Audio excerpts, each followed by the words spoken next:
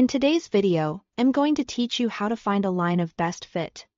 If you want to quickly identify the relationship between two sets of values and display that relationship visually, Google Sheets and Microsoft Excel both make the process simple. A line of best fit, also called a trend line, helps you see the overall pattern in your data and gives you an equation you can use to estimate values. In this walkthrough, I'll show you exactly how to set that up in a clear and practical way. Start by entering your values into two adjacent columns in your spreadsheet.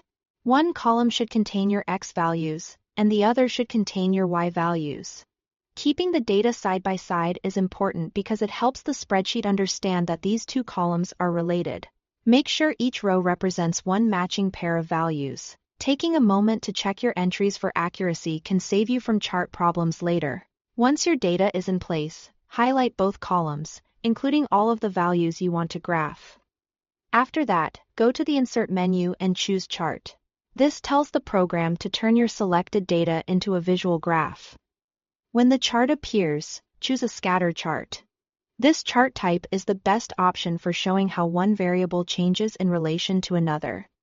And it's the standard format for finding a line of best fit. After the scatter chart has been created, open the Chart Editor or Chart Customization options. This is where you control the appearance and added features of the graph.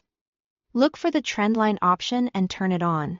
As soon as you do, the program will place a line across the data points that represents the overall trend of the data. To make the result more useful, change the label setting so it displays the equation in the form y equals mx plus b. This gives you the actual equation of the line of best fit directly on the chart.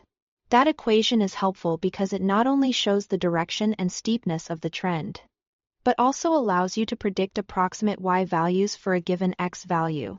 As a quick tip, if your points seem scattered widely, that's normal. The line of best fit is not meant to touch every point. Its purpose is to show the general direction of the data as accurately as possible. Once you've done that, you've successfully created a line of best fit in Google Sheets or Microsoft Excel and displayed its equation on your chart. Thanks for watching.